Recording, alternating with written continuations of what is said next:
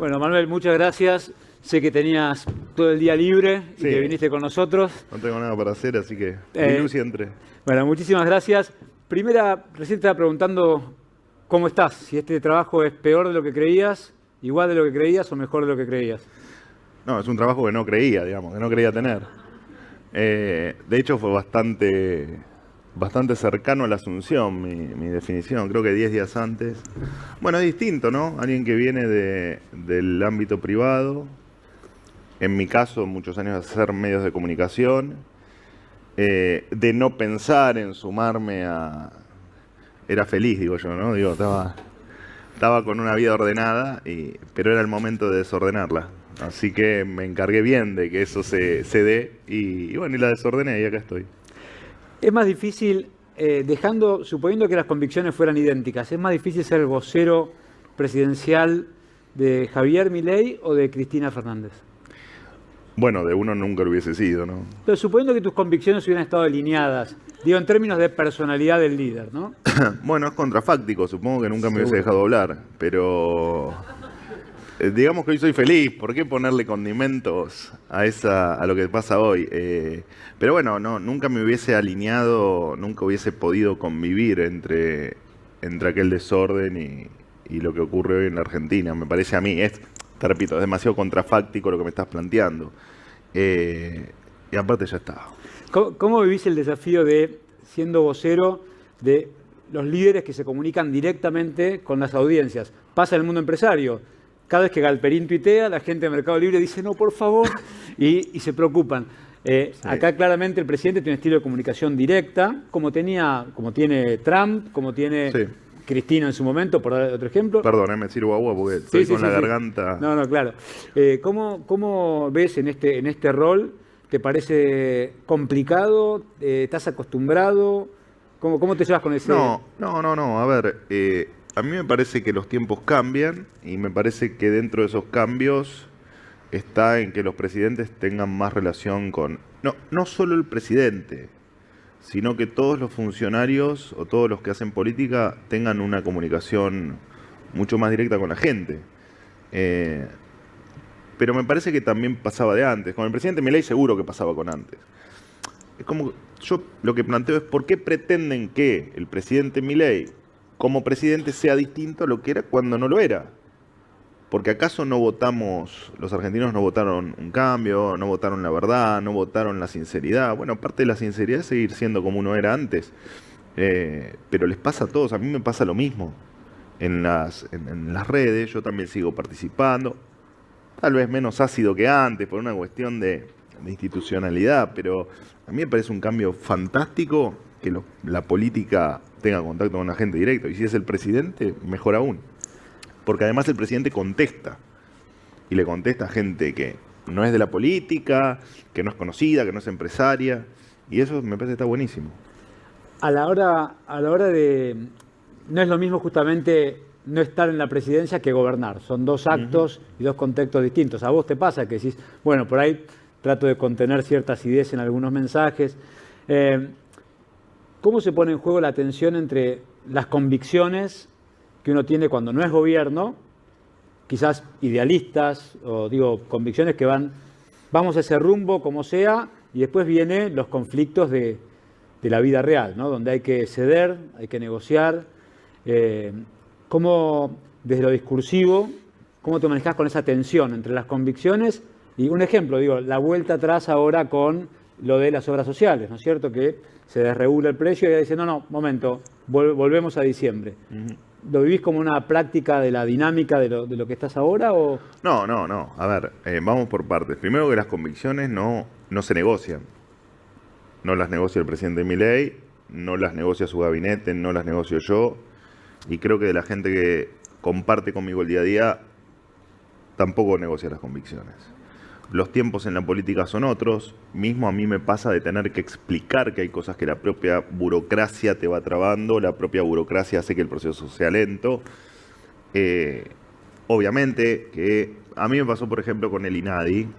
El INADI, anunciar el desmantelamiento del INADI casi fue un placer personal, digamos, ¿no? Años tratando de desmantelar o de de plantear, bueno, ¿por qué la política sigue pagando cosas que efectivamente la gente ya no está dispuesta a pagar? Y claro, cuando yo anuncié el inicio del desmantelamiento, la gente al otro día pensaba que el INADI ya estaba cerrado, con los escritorios vendidos y con los inmuebles devueltos. Y lo cierto es que es un proceso que lleva a la propia burocracia, te va metiendo en una red donde te cuesta desenredar el desórdenes que te armaron durante muchos años. Entonces los tiempos claramente son otros a los que uno desea. Pero de ahí a que las convicciones tengan que negociarse, de ninguna manera. No hay una sola convicción que se haya negociado y de hecho no hay una sola convicción que se vaya a negociar en los próximos 8 años. Sí, lo que surge es el pragmatismo. Estaba Martín Tetaz más temprano diciendo que lo que le había sorprendido es el pragmatismo político. La posibilidad de que, bueno, con la casta hay cosas que hay que negociar, no las convicciones. Sí. Pero, por ejemplo, hay una ley que es vital o pareciera ser muy importante en cuanto a la institucionalidad para el gobierno, que lo lleva a negociar de un modo que quizás era impensado antes de estar en el gobierno. ¿Cómo vivís esa situación?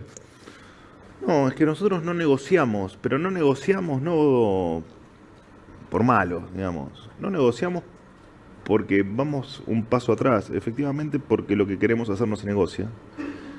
Entendemos que hay tiempos que son distintos a los que uno hubiese querido, entendemos que hay actores que nos gustaría que sean o actúen diferentes, como la vieja política, la política rancia, esa política que quiere seguir viviendo en el 10 de diciembre, bueno, nos hubiese encantado que no esté, pero está.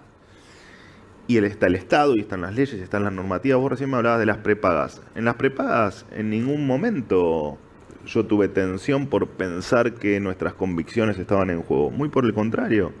Nosotros sabemos que existe el Estado, que existen las leyes, y que está en nuestra responsabilidad hacer cumplir la ley. Y nosotros sentimos que la cartelización, que básicamente un grupo de empresarios consideramos que habían transformado un oligopolio en un monopolio para perjudicar un bien social o una cuestión que afecta a millones de argentinos, había que hacer cumplir la ley, había que hacer las denuncias correspondientes. Y eso no tiene o no va en contra de nuestras convicciones. Nunca me basa en... Nosotros vamos a pasar buenos momentos, malos momentos, vamos a plagarnos de éxitos y seguramente tengamos cosas que tal vez no salgan como queremos. Pero jamás vamos a dejar nuestras convicciones de lado porque el día que haya que hacerlo va a ser el día que me voy a ir. No, yo no discuto las convicciones como algo central y de fondo. Digo que en el proceso para poder hacer cumplir efectivamente esas convicciones hay negociaciones. ¿Vos te hubieras imaginado que en el proyecto hubieran, o sea, como en las primeras medidas hubieran aumentado el impuesto a las retenciones, por ejemplo? Supongo que en las convicciones decís, no quiero ir para ahí, pero no, o el impuesto país, o son los tiempos, lo que decías antes, ¿no? No, pero déjame hacerte un pequeño punto ahí porque es interesante. Nuestro objetivo final es dinamitar todo lo que haga daño a la gente y todo lo que le quite libertad a la gente. Eso es un camino largo, camino que va a pasar por un proceso que, de lo que conocimos hasta ahora, es el DNU, la ley bases. Después van a ser otro montón de leyes y otra cuestión de cuestiones que hagan que los argentinos sean cada vez más libres. Y por supuesto que dentro de ese camino está la reforma del sistema tributario y por supuesto que nuestros ideales no se mueven, no se modifican, o nuestras convicciones están firmes. Vos me decís, ¿por qué subieron o por qué intentan, o por qué no bajaron o eliminaron las retenciones y las subieron 2 puntos o 5 puntos o lo que sea? Nosotros el primer impuesto que estamos exterminando es el impuesto inflacionario. Que no solo que es el impuesto más gravoso, sino que además es el impuesto que más afecta a los que menos tienen, es el impuesto más distorsivo. Entonces guarda porque efectivamente no nos movimos medio centímetro de nuestras convicciones. Nos hubiese encantado dinamitar el sistema impositivo el 10 de diciembre, sin lugar a dudas, pero sabemos que todo tiene un proceso y que el gran desorden que nos dejaron en materia monetaria, que por supuesto se ve reflejado en el nivel inflacionario con el que convivimos hace 21 años que la Argentina vive en inflación, ¿no? Porque tampoco fue una cuestión de los últimos 2 años, o del plan Platita, todas las pavadas que se hicieron en el último tiempo. No, Argentina desde el 6 de enero del 2002, que es donde se deroga la ley de convertibilidad, bueno, la política entendió que efectivamente la máquina de emitir billetes iba a hacer que esa riqueza se imprima y que efectivamente esa riqueza nos llegue a todos. Bueno, eso se terminó. Y ese es el principal impuesto el que estamos eliminando. Y después vamos a seguir con el resto, por supuesto. Hoy a la mañana tempranito, Ford Summit Money empezó con una entrevista de Lucas Liacha a Domingo Cavallo, donde él celebraba el compromiso con el déficit fiscal, planteaba que en sus números abril le daba llegando al 8%, pero el desafío de después no es tan fácil seguir bajando. Una vez que llegas a un dígito, pasar de un dígito alto a un dígito realmente bajo es un desafío que va más allá de un ajuste de primera instancia y que requiere un plan. Y ayer Caputo mismo decía, no es solamente licuadora, esto recién empieza. ¿Cómo imaginás que se puede seguir el compromiso del déficit en un contexto recesivo? ¿Durante cuánto tiempo? ¿Y cuál es el plan que viene? ¿Se va a anunciar un plan económico? Más allá de un plan de estabilización, quiero decir. Bueno, ¿no? a ver, primero que, por supuesto que hay un camino absolutamente delineado y marcado, el cual claramente no te voy a contar, pero lo que sí te puedo decir, el no es sostenible es algo que a mí no me gusta escuchar. Digamos. Esto de no es sostenible, bueno, en realidad tampoco era posible hacer lo que hicimos y tampoco era... Y si me voy un poco más para atrás, tampoco era posible ganar una elección, que un outsider en un sistema político como el argentino, que logra hacer lo que hizo y llegar a la presidencia, también era imposible. Y bueno, en Argentina parece que todo es imposible hasta que deja de serlo. Y también dijeron que era imposible hacer el ajuste que hicimos. Ajuste que en definitiva, cuando vos lo haces, independientemente de qué partida toques o qué bolsillo toques, si vos bajás o equilibras tus cuentas fiscales y bajas el gasto, lo que haces es devolverle el dinero a los privados. Vía inflación o vía efectivamente billetes adentro de la billetera. Cuando vos equilibrás las cuentas públicas como logramos nosotros hacerlo, de una manera abrupta, lo que ganás es capacidad de repago, ¿no? O sea, si vos no gastás más de lo que tenés, efectivamente lo que tenés es capacidad de repago. Cuando vos tenés capacidad de repago, lo que tenés es una caída del riesgo país. O sea, básicamente lo que te ocurre es que tu deuda mejora, la tasa a la que accedes al crédito bajan, y eso te genera a lo largo del tiempo que proyectos que antes con determinadas tasas eran inviables, pasan a ser viables. Y tenemos una fuerte apuesta que efectivamente vamos a demostrar, probablemente la semana que viene haya alguna nueva señal, pero vamos a terminar demostrando que efectivamente estamos convencidos de lo que estamos haciendo. Y vos me hablabas de negociar. La primera cosa que no negociamos es el equilibrio fiscal. No hay chance. Estuve en todas las reuniones de gabinete, desde la primera hasta la última del martes pasado. Te puedo asegurar que si hay algo que el presidente no está dispuesto a negociar, y por decantación, todos los que pertenecemos a su gabinete o somos parte de su equipo tampoco, es efectivamente el equilibrio fiscal, porque sabemos que, por supuesto que terminás, el camino final de ese equilibrio fiscal es exterminar la inflación, queda pulverizada. Que Javier, y además empezás a hacer rentables proyectos que antes no lo eran. El presidente en un comentario aislado comentó septiembre como una fecha donde ver un gran cambio en los niveles de inflación, seguramente llegando más a la parte más cercana a un dígito bajo. Bueno, nosotros hablamos, el presidente habla mucho de la B, ¿no? Sí.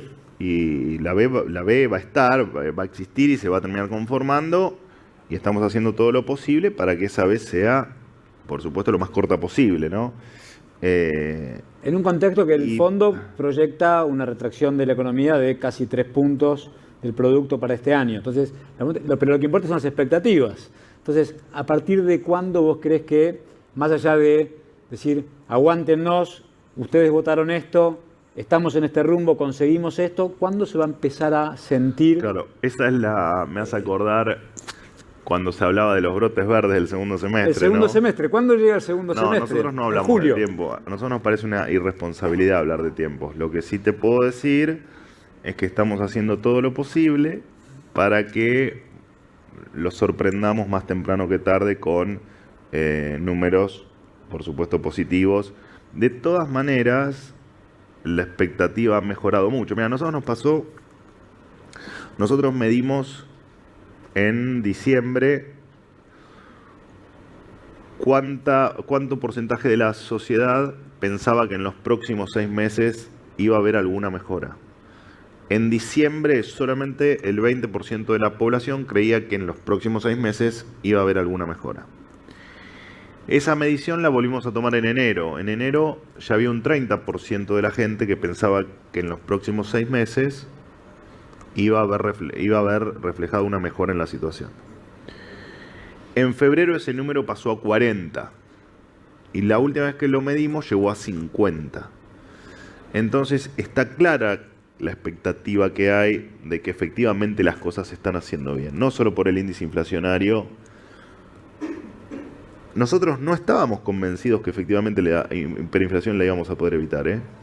Nosotros cuando hablamos de lo que nos encontramos en diciembre, en términos monetarios y en la dinámica que venían llevando los precios, 1% diario de inflación en la primera semana de diciembre, 1.2% en la segunda semana de inflación diario.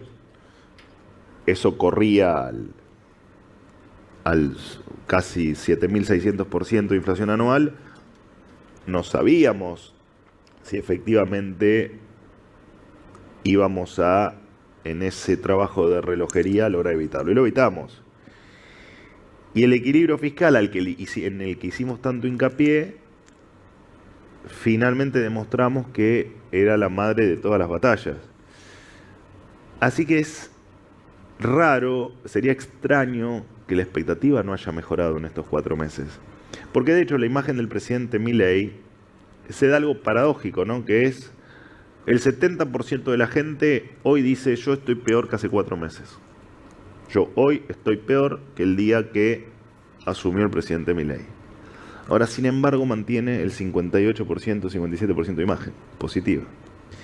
Es cierto que se dio una particularidad que, al menos desde que yo tengo uso de razón, es la primera vez que ocurre, que es que un candidato a presidente, cuando llega a la presidencia, hace lo que dijo que iba a hacer en campaña.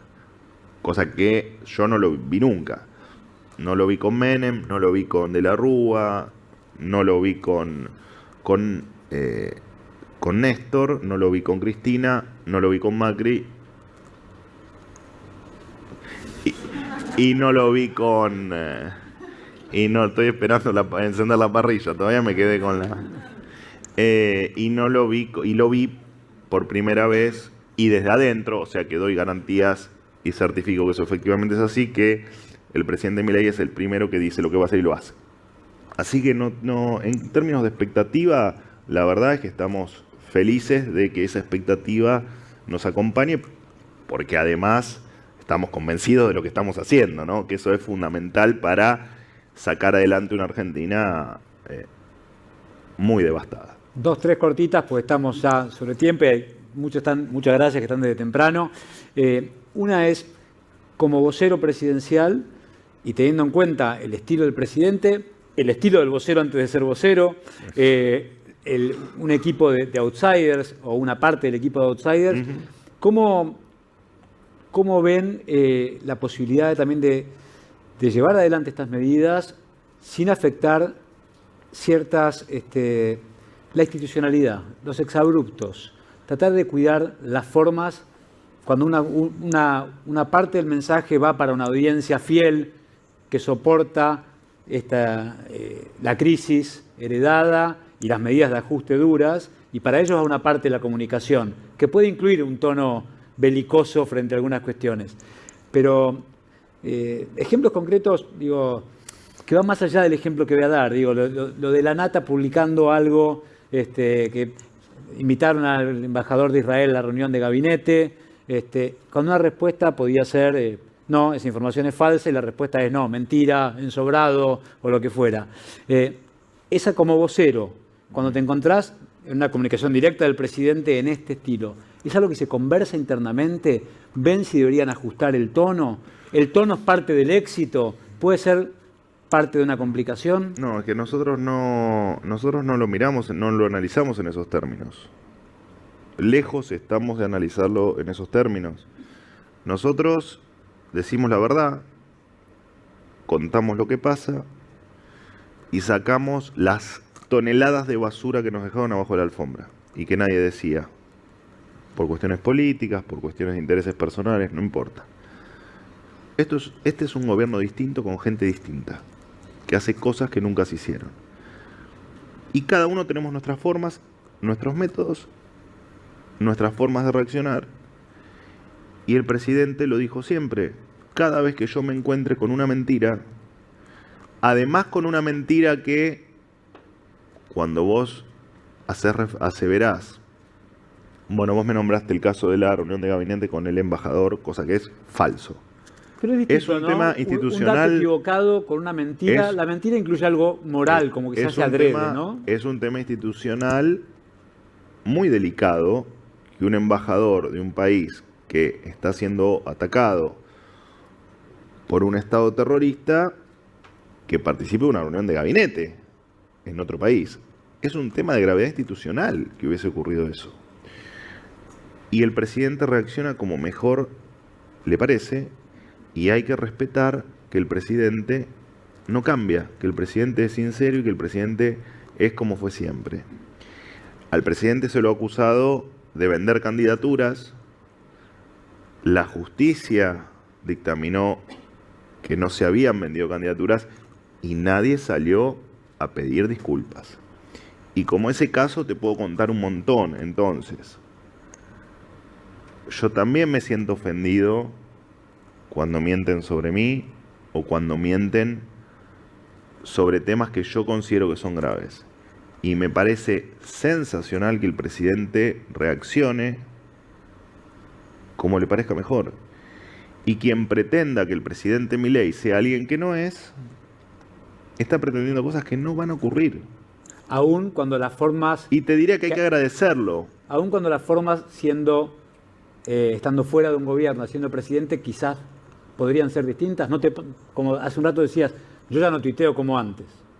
O trato de contenerme por una cuestión institucional. No, pero lo mío es distinto, porque yo represento al presidente. Mi función institucional, entre las otras 2 millones de funciones institucionales que tengo, pero digo, la que se ve, es representar al presidente, es ser la voz del presidente y en tal caso es representar al gobierno. Yo no hablo por mí, hablo por otra gente y en este caso el presidente de la nación. Entonces, bueno, hay determinadas cuestiones, puedo seguir con el fin, pero digo, hay cuestiones donde yo era un poco más ácido que claramente no condicen con la función que estoy cumpliendo institucional hoy en la República Argentina. ¿Qué es lo que más disfrutás y lo que más padecés de esta función, ya casi para terminar? Bueno, lo que más disfruto es la conferencia de prensa, que es mi momento de... No, en serio. En serio, es más, la conferencia es una porcioncita muy chiquitita de lo que yo hago. Entonces es mi recreo. Ni hablar las preguntas con los periodistas y ni hablar las preguntas con determinados periodistas que hemos logrado una dinámica muy entretenida. Así que... Y las reuniones de gabinete las disfruto mucho también. Y te diría que al presidente Milei lo disfruto mucho también cuando me junto con él a charlar de diferentes cuestiones. ¿Cómo lo ves al presidente? Al presidente lo veo... Mirá, vos sabés que el día de la Asunción, el 10 de diciembre, voy al hotel, me había pedido que vaya a la mañana para revisar para leer con él el discurso y para ver si estaba todo dentro de los parámetros que yo esperaba. Y cuando salgo, fue como mi primer encontronazo con el periodismo masivo, ¿no? Con el micrófono que te ponen en los dientes como queriéndote dañar un diente. Y me acuerdo que me hicieron la misma pregunta. ¿Cómo lo viste al presidente? Y yo respondí lo primero que me salió, que fue, nunca lo vi mejor. Porque era verdad, nunca lo había visto mejor. Ese día estaba, no sé, estaba distinto, estaba angelado, parecía otra persona de la que había visto yo el día anterior, ¿no? 24 horas antes. Estaba sensacional. Y te puedo describir el último día que lo vi a solas, que fue el martes. Hoy es jueves, sí, el martes. Y creo que te tengo que responder lo mismo. Creo que está distinto, está en su mejor momento y nunca lo vi mejor. Así que feliz porque eso así sea, ¿no? Porque en definitiva es el que guía este equipo que, dicho sea de paso, es bueno aclarar que funciona de una manera espectacular. ¿Y lo que más padeces, que faltó, es cuando el presidente no está angelado? No, conmigo está angelado siempre, así que... no, bueno, padezco un montón de cosas. Primero padezco el haber cambiado un poco la dinámica de la vida de mi familia. Eso se padece. Manuel Adorni, muchas gracias por estar acá en el For Summit Money y muchas gracias a todos por habernos acompañado de esta mañana. Gracias. Muchas gracias.